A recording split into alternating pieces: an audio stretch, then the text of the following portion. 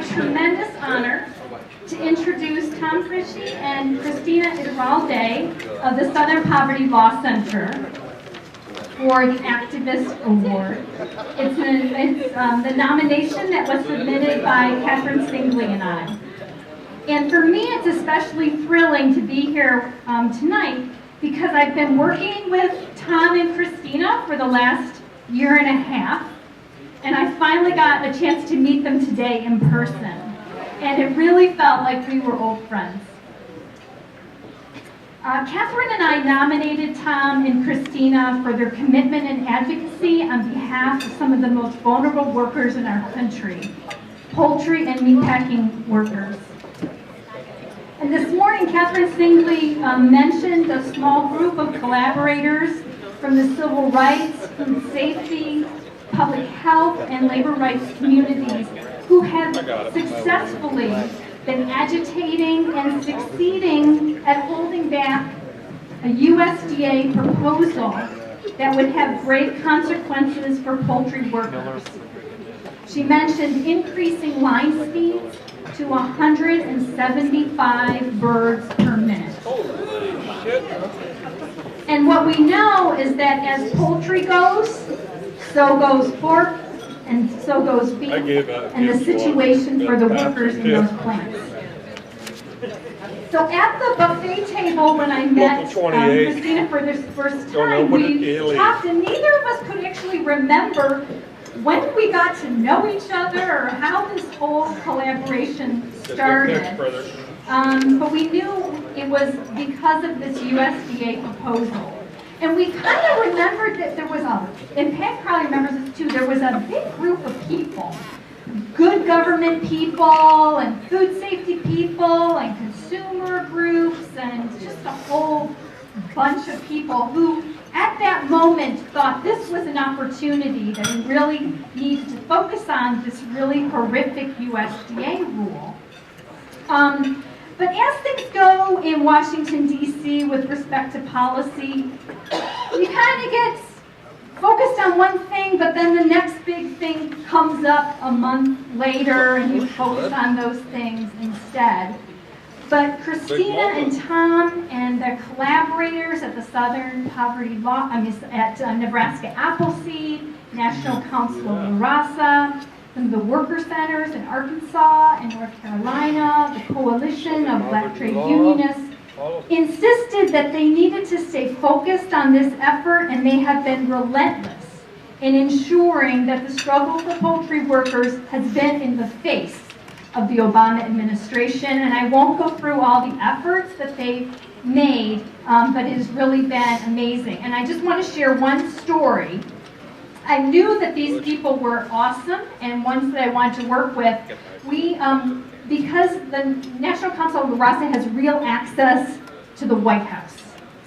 And Catherine Singley's boss contacted the White House and said, this is a horrific rule. Do you know what this will do to this population of workers? Many of them are your core constituency, right, Latinos.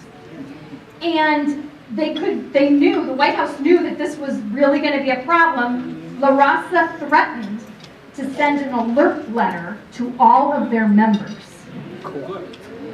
And the next day, Catherine was contacted by USDA and said, we want to meet with you, we need to meet with you on this.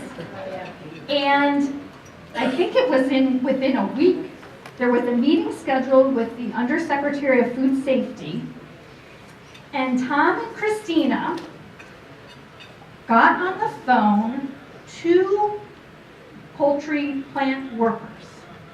And they were all in the room, the poultry plant workers were on the phone, and the undersecretary said, thank you for meeting with us, we want to hear your concerns. And Christina said, well, we have some people on the phone that we'd like you to hear from. And the workers spoke in Spanish and were describing their situation, and Christina was translating for them, and I can assure you that the USDA officials had never heard testimonials from workers and the impact of their regulation on the lives of these employees. So after that happened, I said, these people are so cool, I'm going to run with them as long as I can. And we continue to run together, and it's been such a pleasure working with you. So come on up.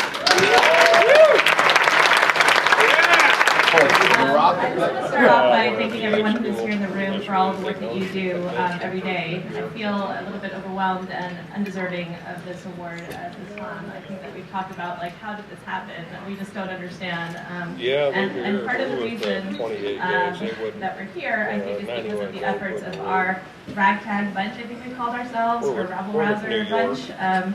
You know, that includes people like Darcy O'Made from Nebraska Appleseed, Catherine from NCLR, Tony from Food and Water Watch, Celeste Important, Rena from Center for Progressive Reform, and Jackie Nowell from the UFCW. I think that we've contacted you guys probably on a weekly, monthly, sometimes daily basis, just to see what we can do to advance the issue and the cause.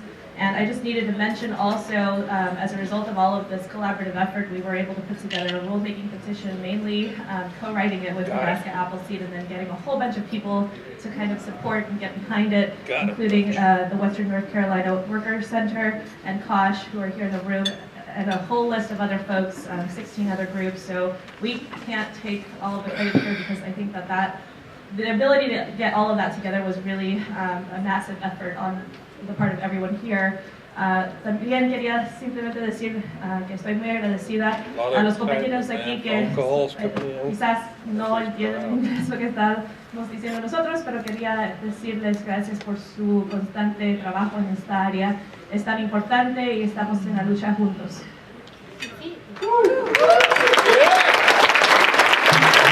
We can't stress enough, Omaid Zabi and Darcy Tromenhauser from Nebraska Appleseed had some of the best ideas in the rulemaking petition and the campaign.